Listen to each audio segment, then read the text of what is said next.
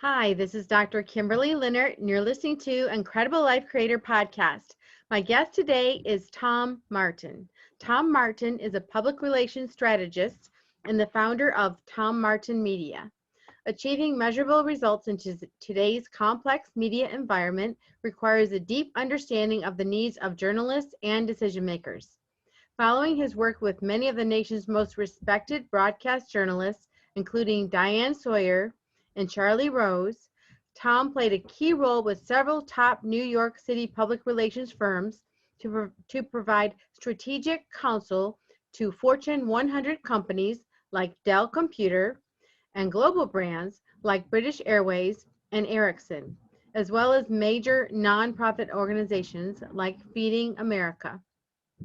Today, Tom Martin provides the benefit of his experience to authors, speakers, entrepreneurs, and experts in a variety of fields, helping them meet and exceed their public relations goals.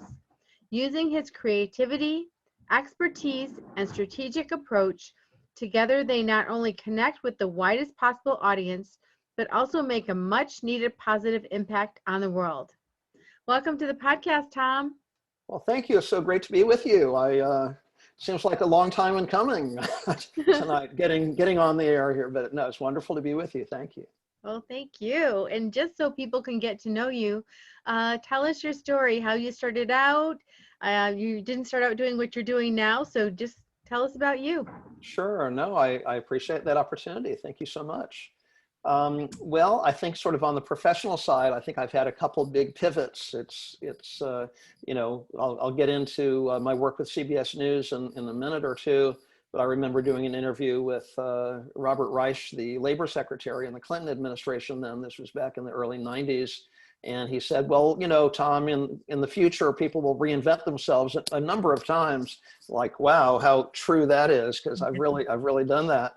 But basically, I grew up in a journalist family. My father, who's still with us, thank goodness, was a lifelong newspaper editor. He ended up starting USA Today, the nation's newspaper back in the 80s, and he was editor of the Atlanta newspapers for a number of years. But when I was born in Detroit, Michigan in late 1959, he was working for the Detroit Free Press at that time. And so I sort of grew up and followed, the family moved around the country a lot because he worked for different newspapers in Miami and, Rochester, New York, and so on. And so I spent a lot of time visiting newsrooms. And it's funny, recently when I saw that movie, I think it was called The Post, about Katharine Graham, played by Meryl Streep, and Tom Hanks playing Ben Bradley of the Washington Post. That era of newsrooms with the rolling presses and like long rows of typewriters even, was familiar from my childhood. I saw a photo of a newsroom at CBS News with somebody I worked with then when I was getting started in the 80s, and they had the long scrolling sheets of paper. If you remember, if anyone's old enough to remember the Walter Cronkite Evening News, where here the teletype machines going, I sort of grew up in that world. And so as I said, my family moved around a lot. I spent my teenage years in Miami, Florida, which was a great place to grow up. And I guess I was kind of a bit of a nerd as a kid rather than an athlete. So I got into the debating society, and that brought my attention to Georgetown University in Washington, because they were doing very well on the debating circuit. And all my friends that were doing, speech and debate planned to go on to law school. So I thought, well, that's what I will do also. I'll just go on to law school. So I majored in philosophy because I've always been interested in, well, what's the meaning of life, and why is the world the way it is, and what is justice, and things like that. And so I worked part-time for a couple law firms while I was in college, enough to know that, no, I don't really think this is for me. So a friend of the family who had worked on the Detroit newspaper with my dad way back in those early days, he had happened to move from newspapers to television news. He'd become president of CBS News at that time. That's around the time that Dan Rather was starting to take over from Walter Cronkite, and said, hey, Tom, why don't you try working at the Washington Bureau of CBS News? And I'll throw another movie reference in for you guys. If you remember Broadcast News with Holly Hunter and William Hurt, that was modeled on the newsroom in that same time when I sort of got my start. And the short little dark-haired lady who was the White House producer was modeled on a real person, my friend Susan Zirinsky, who has gone on to be president of CBS News about a year ago, first female president of CBS News, which is pretty cool, I think. Great lady. And so, so coming out of college, I said, well, I think I'll pursue the television news business as a career. And there were times in the early days when of my career when I felt, oh my gosh, this is really unstable. Shows are being canceled. They're layering a lot of people off, et cetera, et cetera. It's like maybe it would have been more stable to be a lawyer. But I really loved storytelling. I loved the people that I was able to meet. Even though I had very little experience as a journalist at that point, I was still being sent to the White House and to Congress to cover things, cover stories. So I loved that. And I sort of loved getting right in at the network level. So I got to work with some of the producers and correspondents from 60 Minutes, Mike Wallace and people like that. Worked alongside Walter Cronkite one election night, which was a really wonderful experience. So that was very intoxicating to be at the network level really from the start. And so I, spent a 20-year career in television news, and that included helping in the Washington Bureau covering politics and whatnot. And then Charlie Rose had a show starting up in the middle of the night. It was called Night Watch. It was on before there were 500 channels on television. It was like from 2 a.m. to 6 a.m. I remember my grandmother would always turn the TV on at like 5:59 a.m. because she liked the credits. She liked seeing my name at the end of the show. I said, well, that means I did something during the show. You should watch the show. Like, no, I like seeing your name. It's great, So that and that was kind of fun to know that my work showed up in people's living rooms or whatever, if they chose to watch it.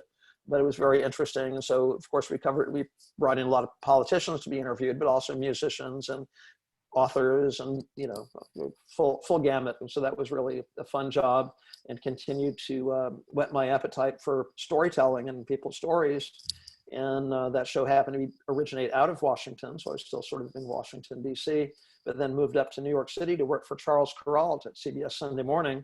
And some people might remember Charles as, from his days on the road in the mobile home, traveling America, doing stories about real people, regular people, some, very quaint, like, wood carvers and bricklayers and not celebrities or, politicians or anything like that. Big shots. It was real people.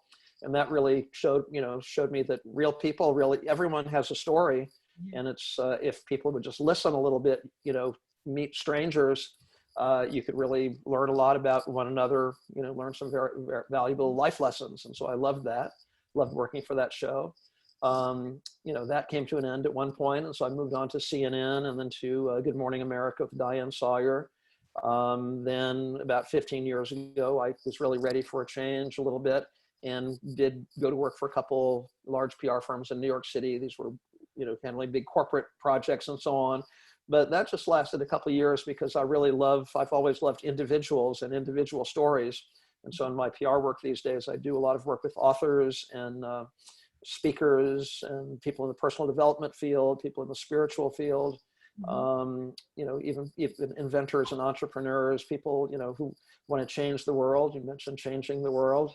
And, a few years ago when somebody was helping me design my website, they said, well, Tom, we need a tagline. So pretty quickly it came to me: connect, communicate, change the world. And so I love, working on stories about, anti-bullying or women's empowerment or new technology, or even, as I said, motivational speakers and personal development experts who really want to help people. So I probably rambled on more than enough right now, but that's sort of how I got to be where I am today. Yeah, helping us get to know you. And so you surprised me when you said Detroit, Michigan, because I grew up in Port Huron, Michigan. Oh, wonderful. Yeah, So, I love the Michigan roots. Exactly. It's yeah. beautiful country, and the people in that state have a lot to be proud of in all kinds of ways. So that's great. That's true.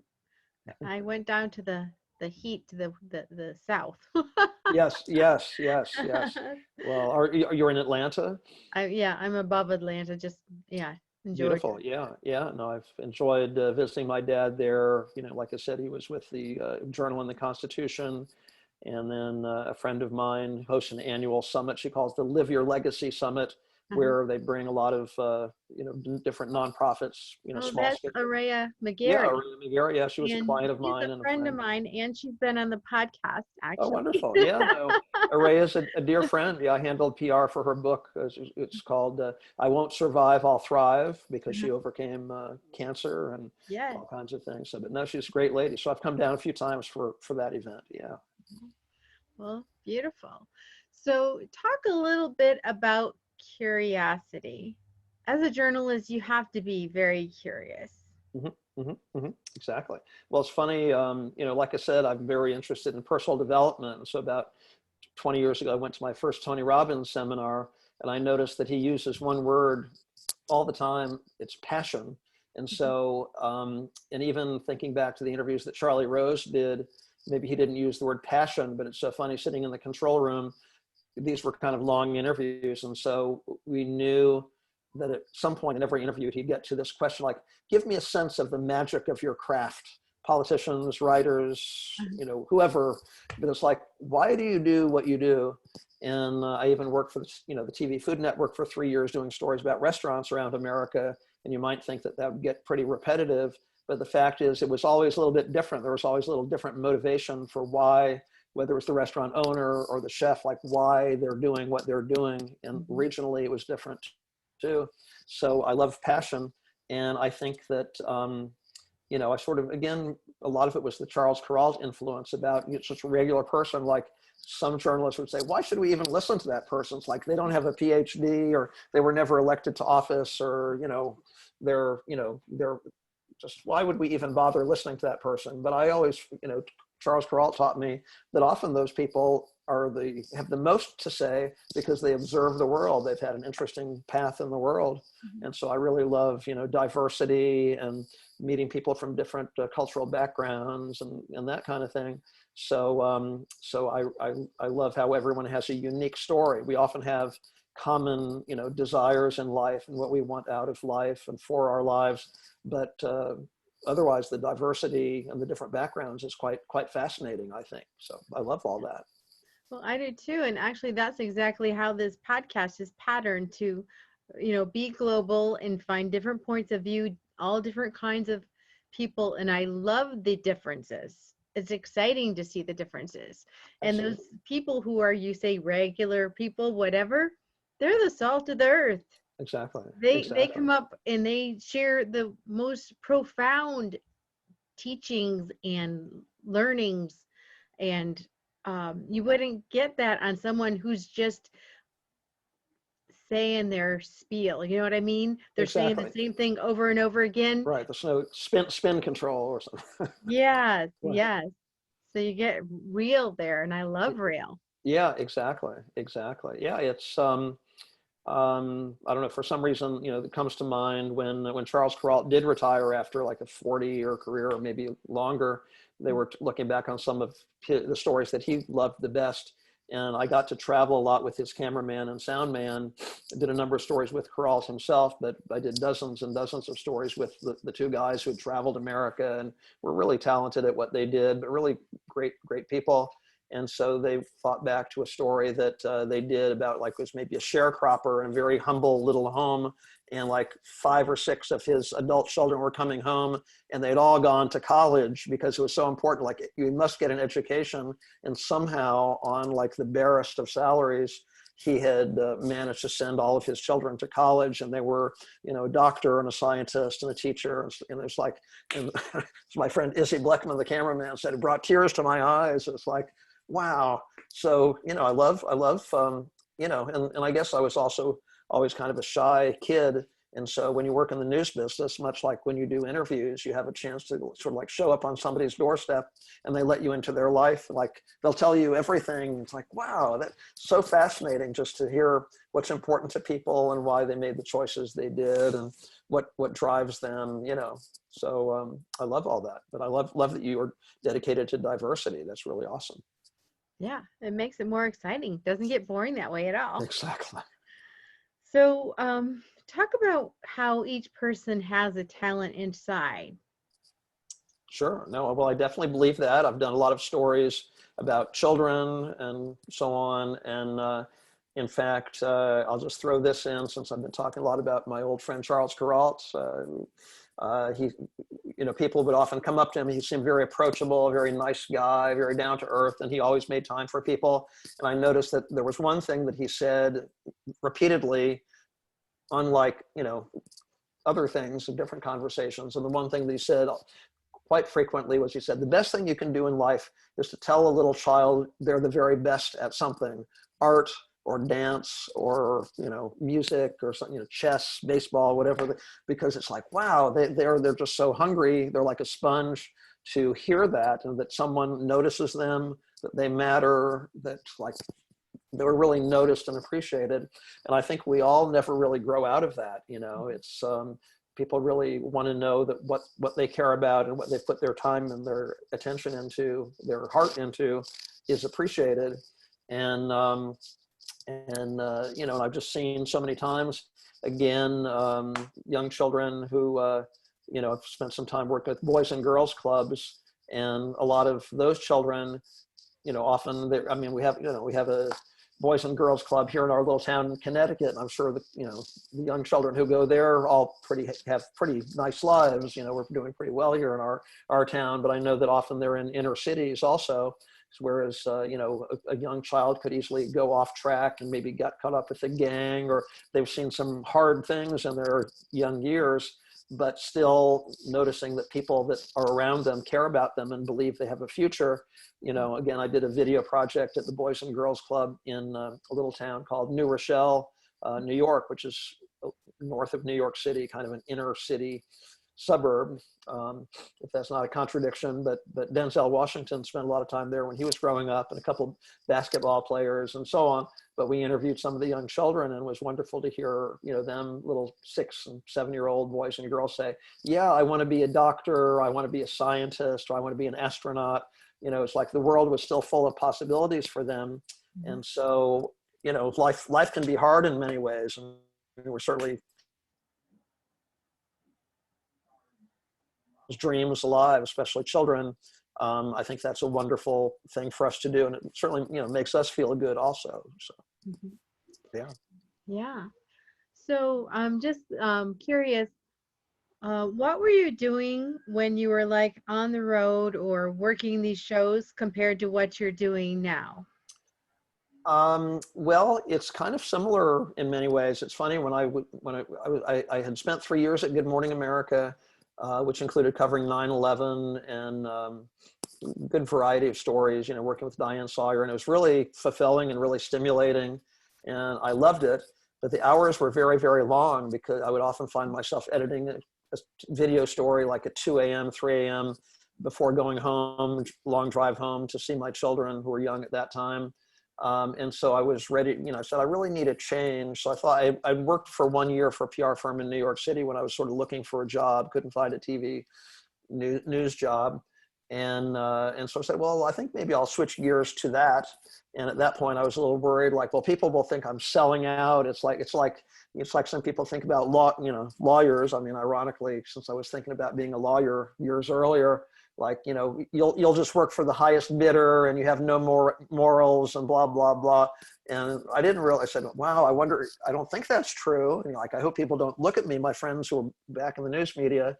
And I pretty early on discovered that, people in the PR business are storytellers also, because when you're doing I was like a video segment producer on the news side. There's different producers, and I produced some interviews also.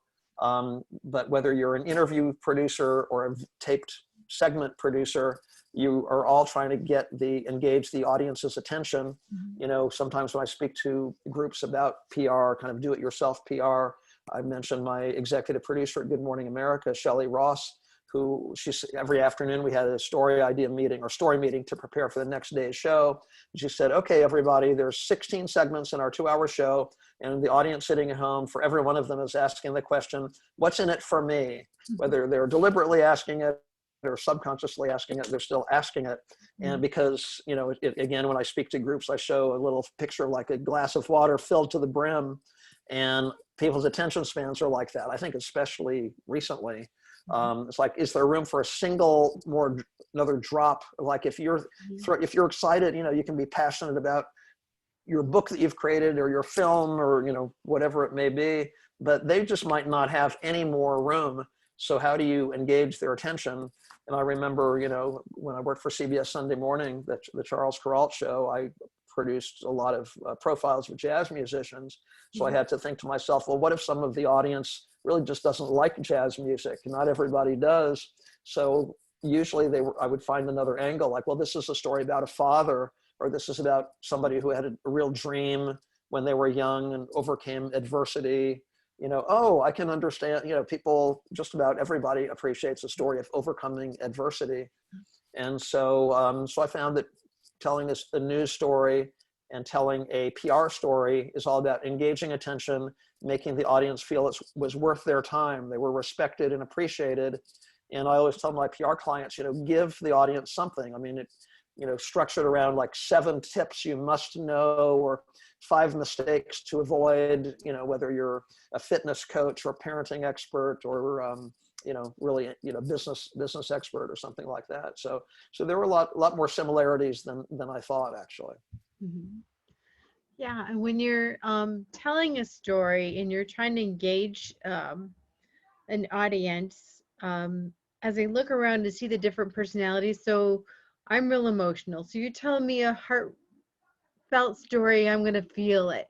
Mm-hmm. But then I have a friend that's, an engineer, and he doesn't really feel, I don't know how to explain it. Yeah. He doesn't really feel that much, I mean, he enjoys communicating with other people or whatever, but sure. So how do you engage? Because you were on TV, so you were having to engage a large audience, a varied audience of different personalities. So how do you engage all those personalities? Right. Well, that's a very good question, and I would say that probably the best marketing plans, campaigns, think that out. Okay, there's the emotional component, and there's the statistical component, and the value proposition, and all of that. To be perfectly honest with you, I just really always put my emphasis on the human story. And, it's like when I was on the advisory board of my children's school, when they, middle school, 6th grade, 8th grade, that kind of thing. We had a guest speaker came in who did sort of marketing projects for private schools and colleges, Harvard and whatever. And he said, yes, people want to feel like they've made a smart decision, like buying a car. I've checked out all the mechanical issues, but people really do buy on emotion. And it's like when I helped a friend of mine who does media training for doctors, if there's like a new pharmaceutical product introduced, and so they bring 100 doctors together to educate them and hope they'll go out and believe in the product and maybe do some interviews about it. My friend Nellie O'Brien said, okay, well, when this was, I guess, right after Hurricane Katrina hit New Orleans, where I have a lot of relatives, I have some roots there, speaking of the South. And so she said, well, it's one thing to talk about X thousand lives or X 100,000 gallons of water, blah, blah, blah. But she said, well, how about this, tell the story about the old man on the top roof of his house, and his wife, the roof is crumbling away, and his wife, elderly woman, is, grabbing his hand, and she swept as she swept away, said, honey, take care of the children. It's like, oh my God. That's why, again, I remember back when, CNN, for example, was covering Hurricane Katrina. Yes, my grandmother was sort of caught up in that to some degree, but I remember CNN did some stories about the rescued dogs and cats. It's like, there's a lot of human lives at stake here, and they certainly covered that, but every once in a while you'd see a story about the rescued dog and cat, which is, I love dogs and cats also, but it's that pure emotional story. Mm-hmm. And then, as you mentioned in that very generous introduction, I've done a lot of work with Feeding America. And so when I was brought to Chicago to coach their CEO at that time, this my friend Vicky Escara, and so again, she was a former vice president of Delta Airlines, speaking of Atlanta. And so she was used to thinking big numbers and statistics. And like, certainly if we tell people about the hundreds of thousands of people who miss a meal every day because they just can't afford 3 meals, and, the children dependent on school lunch programs, like big numbers. And I said, yeah, that's very impressive. But, when you go to these food pantries and soup kitchens, what do you see? And she said, well, often I see little children. It's really heartbreaking to see how many little children are in line to get food. And I said, well, tell me some of those stories of what you encountered, some of the children you met along the way when you visit these food pantries. And she said, well, there was one little 5-year-old girl, and she took a sandwich and she ate half the sandwich and she put the other half in her pocket. And so I asked the little girl, what's the matter, honey? Aren't you hungry today? And she said, oh, I'm really hungry, but my little sister hasn't eaten in 2 days. It's like, oh my God, it's, if you're doing a television interview and you're hoping that people will donate to Feeding America, it's like you tell them, oh my gosh, we've got to help those children. And, it's emotion. So, you're quite right. Your engineer friend, is interested in statistics and how things work. And I am working on a couple kind of interesting technology projects about the internet and about cryptocurrency and stuff like that. But even on those stories, what really lights them up, I think, is new possibilities. It's like being free of problems that, keep us down and stuff like that, so it's a little bit, human emotions. So I always sort of gravitate in that direction, to be honest with you. That's true. And I also find that, video or at least pictures really sell too, because I was listening to a video when you're talking about the, Feed the Children, and it was about clean water for children in Africa. And they showed this pond that was just covered in scum, and these people were they were getting water from this, and that's what they were drinking every day and feeding their children. I thought, yeah, I would not want to feed my child that water. No, it's a lot of us, who live in the US are very fortunate. It's like I don't want to, this might not be literally true, but it's almost like the least fortunate among us is still very fortunate compared to some places around the world. I've had some friends visit, whether it's Haiti or, a place like this, where it's like little shacks with no roofs at all. It's like that's the best life that some people have, and the water issues, like you say. So we're very fortunate indeed. And it's interesting, I mentioned the friend of the family who switched from newspapers in Detroit, Michigan to CBS News. And that was really one of the reasons. Actually, I've read interviews, many years ago, my friend Van Gordon Sauter, and he said, the reason I switched from newspapers, I respect my dad, but to switch from newspapers to television, because again, it was during the civil rights movement when, a lot of African-American people were persecuted, killed, lynched, and what have you. And he said, I remember seeing a story like they were a little boat on a river looking for a body of somebody who had been attacked. And he said, you can write about that in the newspaper, but nothing will ever capture it the way video does, Yes. So now you're working with authors and speakers and entrepreneurs, kind of more individual or like maybe smaller business type people. Mm-hmm. How are you using the video, the stories? How are they using that now? That's a great question. I mean, one example is one of my clients right now, and it's more of a small company than purely an individual, but it was started by a project started by a music teacher up in Boston, music professor at the Berklee College of Music. It's a platform for music education online. Like some people have seen Masterclass, Steve Martin talking about comedy and Martin Scorsese talking about film directing and stuff like that. And so my client Alan is a piano teacher, jazz piano professor. And so he always believed that, there's potential here. So he'd been working on this for a couple of years, and they just launched it in January before, life really got challenging this year. But more people than ever are gravitating towards video, and a lot of their segments, they don't just capture the lessons like conversation or presentation, but I mean, you see the musicians, if it's a drummer leading a band, or, a couple of the people are Latin jazz artists, so you get a feel for their native environment and, just their pleasure at that particular style of music and stuff like that. So, there's a lot of things you can do with video. It definitely captures emotion beautifully, and, takes people, we can travel vicariously through video, Yeah, you really can. And you can learn so much. I have a 2-year-old granddaughter now, love of my life, so Oh, gorgeous. But oh, it's so fun to watch her learn because she can learn by us showing her things or having that experience. But there's some experience like seeing a crocodile you wouldn't want to do up close and personal. But you can turn on, Animal Kingdom or something like that. She can see the animals. She can learn, and video is just so powerful. it's beautiful. Yeah, I love, it's funny you mentioned that. I have one friend my friend Erica Hilton, who's a painter, an artist in Chicago.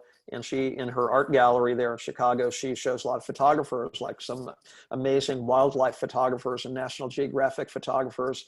And it's really, it's like, I don't know, I remember years ago going to see that famous documentary about the penguins. I think Morgan Freeman was narrating it. I forget the name of the documentary or the filmmakers or whatever, but it's like, oh my gosh, somebody spent a year with like the frigid wind whipping over the Antarctic. Is like, that's amazing.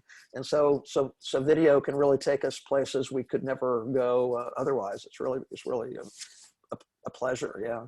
Mhm. And when you're working with people and teaching them how to do the PR or actually how to connect, I mean, sometimes I know we think about, oh, I can never connect with CBS or NBC or CNN. It just seems too far away. Like, how could I possibly connect with those bigger, places? And I don't think you feel like that's something difficult. Right, exactly. I think people sell themselves short. I wish I wish we could implant like a confidence gene or something like that, because all great projects, all great inventions, all great works of art, all great social movements, came from a human being. They're an idea, passionately pursuing that idea, and they believe they were on the right track. They probably, it's like Thomas Edison, ran into a lot of rejection, or J.K. Rowling, or anyone who succeeded has probably run into a lot of rejection and failure. And I always admire, I'm very interested in, like I said, these motivational speakers and personal development coaches. And I'm thinking of failure as, like something that shuts us down and, ruins our life or something, but rather as a learning experience. It's almost like, I don't know, in business, you hear some people talk about like a competition, who can fail more? I mean, I don't know that I set out to fail a lot. I don't really like failure, but I have been learning to think that when things go wrong, it's like, oh, I can learn from this. And that's very empowering. So I don't know. I don't know that I'm sorry, I'm sort of going way off on a tangent here, but you talked about connecting with people in the media. And Yeah. so because of that lack of confidence, I think, or that lack that, oh, this could be a great story for the media, whether it's your hometown or on the national scale, Good Morning America or something. I think people don't give themselves enough credit. I would say just go for it, because I bet you're always looking for interesting stories and interesting people. And and just remember that there are people out there looking for interesting stories. And I found, again, when I speak to groups about PR, I'm actually developing an online course to get the word out, because not every, I'd like to think I'm not so expensive, but I mean, still, as people are on a tight budget, they should be able to know how you do this, because it doesn't need to be kept a mystery. Twitter and LinkedIn and so on are a great place to find out, well, who are the reporters with Time Magazine or CNN or something like that. It's like, reach out to these people.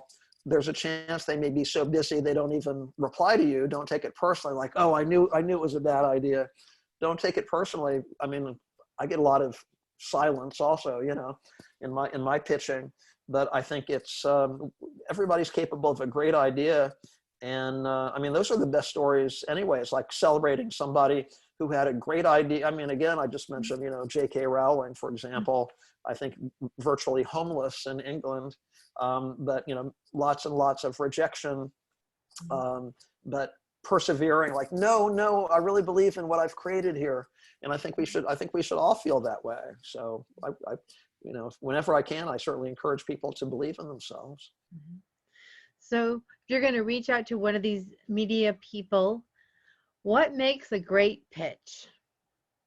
Sure. Well, I sort of break it down into a couple of different components. One is, get clear on who the reporters are. Like if somebody works in real estate and they're covered, I'll switch. I'll give you a different example here. So like I said, you've met my friend, our mutual friend, Araya McGarry, and how she has an annual event, one-day program called the Live Your Legacy Summit, where she celebrates people, small scale projects, nonprofit projects, or national projects. And so about a year and a half ago, I think it was, I went to her most recent one, and they had a couple local Atlanta reporters and anchor people. Mm-hmm. And these people were generally, their beat was covering nonprofits. They're always, again, like I said, I watch CNN a lot to get my news, speaking of Atlanta. Mm-hmm. But there are people looking for, the good news, like, okay, we're going to give you 58 minutes of really depressing stuff, like, oh my God, so many things are going wrong, but we'll give you 2 minutes of really good stories, because there are good things happening in the world. And so at Araya's event, these were people who, that was their beat to cover those kinds of stories. Mm-hmm. And so for people living in Atlanta, they should get to know who those people are.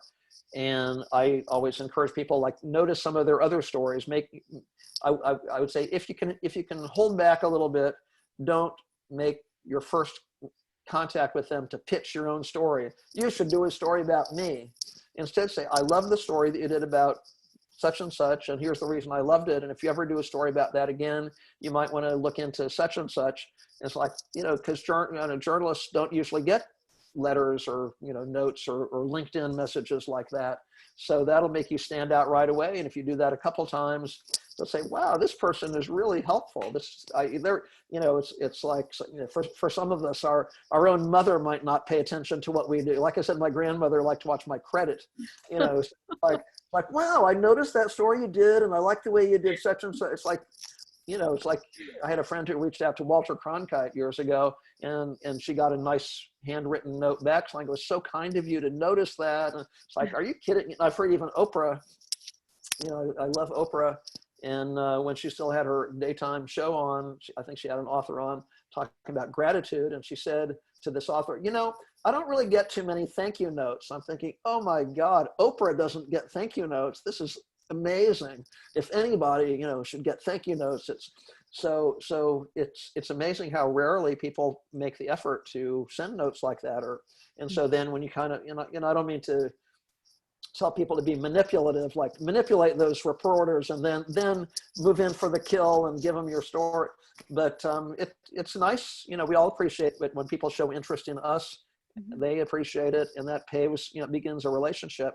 And so, what else you can do is think of the elements that make it an interesting story. I mean, sometimes if you're in studio or even here, by virtual connection, you can show props or something like that. Mm-hmm. When I've done medical stories for Good Morning America, we didn't put the doctor front and center. We used something to illustrate it. Like, I did a story about a new process in back, spinal fusion back surgery. Mm-hmm. And so it was a big breakthrough in the field, but most of the story was about a dad, my age, who had a young adult daughter, and his dream was to walk his daughter down the aisle at her wedding, but his back pain was so horrible that it's like, oh, you should have seen me 2 years ago. I could barely walk 2 feet, my God. And so he underwent this procedure, and we had video of him, rollerblading in Central Park. Like, it's a new me. So, it's not just the diet stories that are the before and after. I think there are a lot of kinds of stories that can be before and after. So that's one way to approach it. Yeah, and people love to see that, and that covers all the personalities, because you got the emotion, and then you got the fact person who sees the fact of how they looked before and the fact of how they looked after.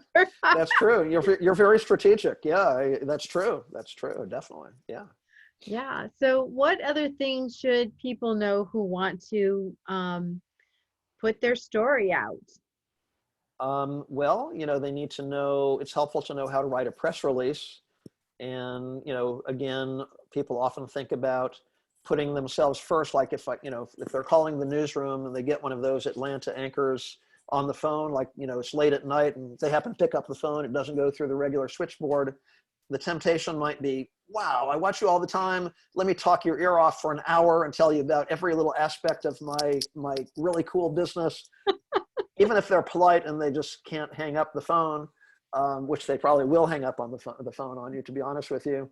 That's not really a good way to pave your connection, Mm-hmm. It's remember that their time is valuable, not that they're better than you or me, but their time, it's like they're overwhelmed. A lot of us are overwhelmed. Being a journalist is one of those professions where often they feel overwhelmed. That's why they are also grateful to be given a good story idea that like mentions the people that you could illustrate my point by featuring these people. Mm-hmm. I've got them ready to go for you, or props, or like, a demonstration of something, but, really succinct, why it's of interest to their audience. I mean, I had a client on Rachel Ray's daytime show. He happened to be a dentist, mm-hmm. and he invented a product that was, help people with their smile. It's like I have a little gap in my teeth. I'm always kind of self-conscious about that. So there's one young woman that's like, oh, I'm having trouble dating because I'm really self-conscious. When I smile, I hide my, and so this, excuse me, this dentist had invented kind of a, retainer almost, it's called Snap-on Smile. Mm-hmm. And so Rachel Ray has a young female audience. So one young woman said, wow, how can I fix this problem? So it's like problem solution. And often that's a good way to look at it. If you are introducing something into the world, like I'm working on a technology project that is really going to be global, I think it's going to be huge. And it's a new way of sending data through, internet pipelines so that it can't be hacked anymore. We always hear about hacking and stuff like that. And so, that'll transform the world in a sense. And so if there's a problem and a solution, and, often that can be on a local level. I mean, if somebody's concerned about, there's a problem at their child's school, but they have maybe it's a funding challenge or whatever the case may be, here's how we can do it. I mean, I'm working with one guy now. He's basically alleviating hunger to some degree because they're outfitting big, train cargo compartments with refrigeration units, mm-hmm. so that food can be put in there and then transported to be delivered to people in need. And he's going to be speaking at the United Nations in a couple of weeks because, again, he just felt that desire to help make a difference. And, I guess he's an engineer like your friend. Mm-hmm. And so he came up with a solution to, solve a problem that's out there that helps people and gives some businesses an opportunity to support it and have their logo on there. Like, yeah, this company is a good citizen company, Mm-hmm. So problem solution is another great way to approach it. Yeah. Yeah, it really is. Now, is this the same organization, the Friends Foundation for Homeless Children, or is this something different? That's a little project that a friend of mine, I have a lot of friends who share my interest in Tony Robbins' work. And so one of my friends, he's a dad with a young daughter, and he said, I can't imagine my child, missing meals or being in jeopardy like that. So what can we do for homeless children?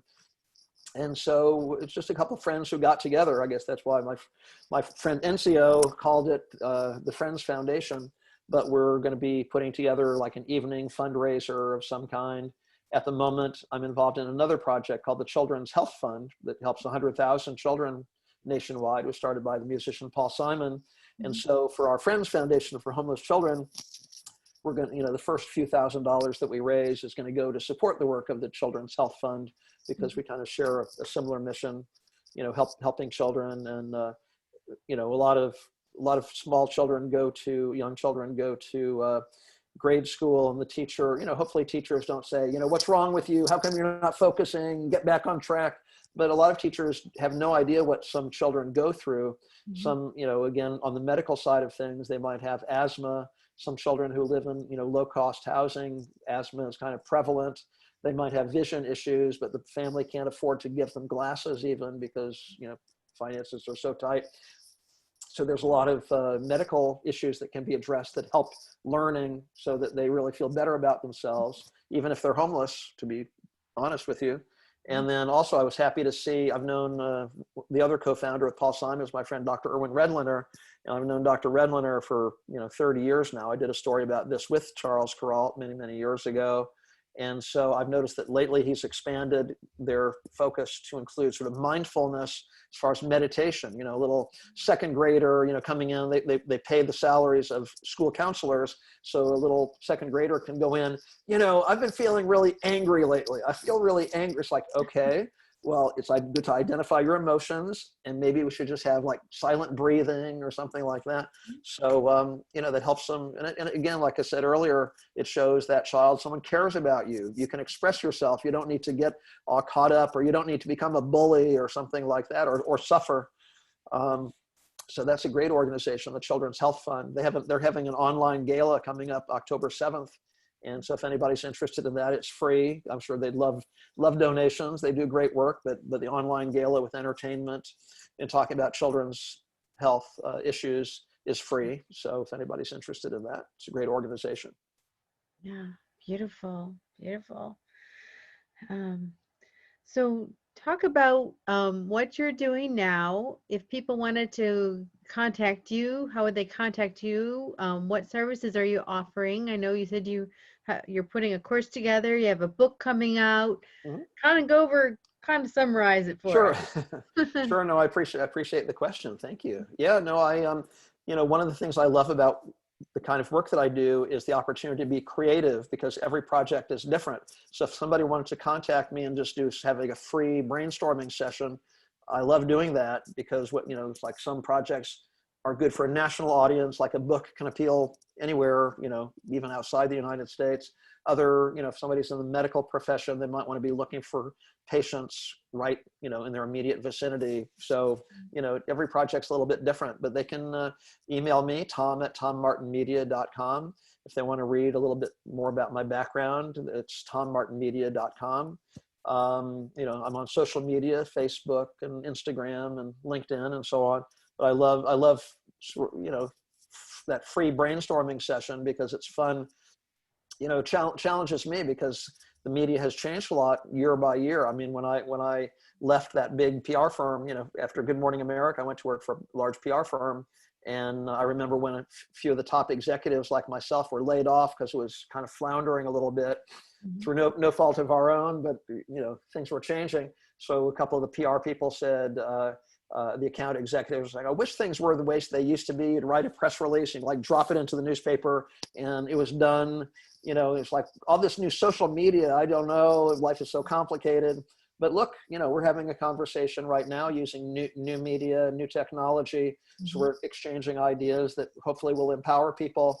So I love social media. And it's, like I said, some people look at failure like, oh, I don't want to try anymore.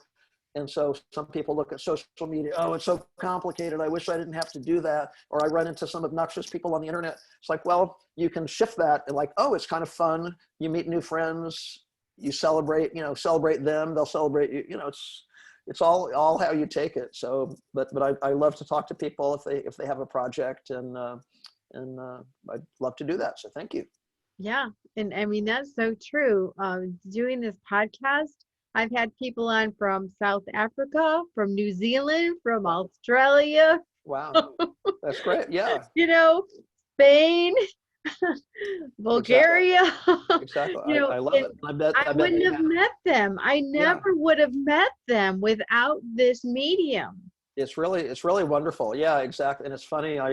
I mean, we've all been through a lot of challenges this year already. And I remember back in March, people sort of joking about, I mean, your viewers don't have to know about the mechanical problems that I ran into, before we ever started our conversation here. But I remember back in March, a lot of people were saying, oh, Zoom is so complicated. I'll never get it. Oh my goodness.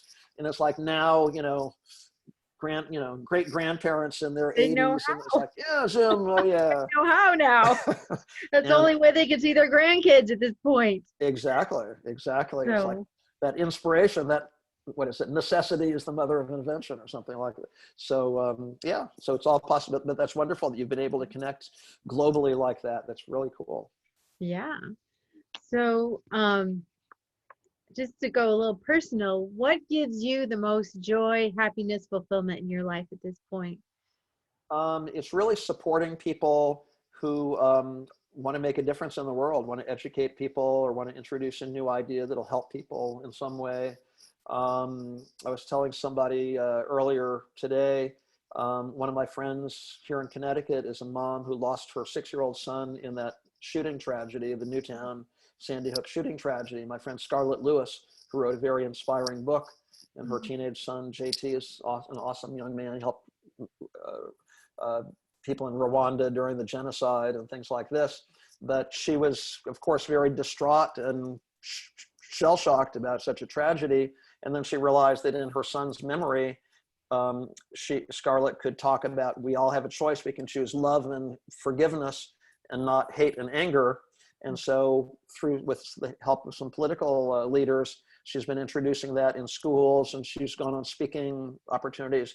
So it's made me feel good whenever I could help bring attention to her, like you should do an interview with her. And, you might, actually, she was honored by our friend Aurea McGarry at one of her things a couple of years ago.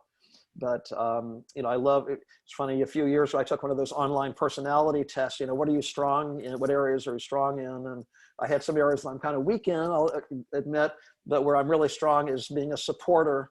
So it makes me feel good to like elevate people, like, wow, that invention or that message or that book is really making a difference out there in the world.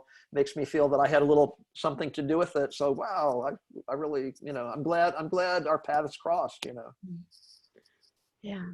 Well, thank you so much. And thank you for being on the podcast and for all your wisdom and your great story. Oh, thank you. Thank you. Well, it's been a real pleasure. I love your show. I want to become a regular viewer now. Yeah, this is great. Okay. Thank you. Well, thanks. So I have one last question before we complete. What is your best advice on living an incredible, amazing life? It's really always be interested in other people. Always be interested in other people and see how you can be of service. I mean, it's you never know, whose path you may cross. I mean, I sometimes tell my friends about 25 years ago, I was on a plane flying from London back to New York City. I'd filmed part of a story in London, and the flight attendants came back and said, "Oh, Mr. Martin, I see that you're a member of our frequent flyer club. Would you like to move up to first class? We have an empty seat there." And they sat me next to Jane Goodall, the chimp expert. Oh my And goodness. I watched her National Geographic shows as a kid, of course. And I was thinking, oh, wow, I wish I'd been able to study before they sat me down right next to Jane Goodall. But we had an opportunity to talk for 6 hours. And that's an example of, okay, so she's sort of a celebrity, she's known, and all that kind of thing. But every person we sit down next to, we could learn something from them. We have things in common we would have no idea. So I would just encourage people to open up a little bit, appreciate the humanity. If ever there was a time to appreciate one another's humanity and support one another, it's during this really challenging time. So and it feels so good too. So that'd be my advice. All right. Well, thank you so much. Yeah. Thank you. And we'll talk to you again soon. Okay. Well, I really loved it. Have a great evening. Thank you. Good to see you. Thanks.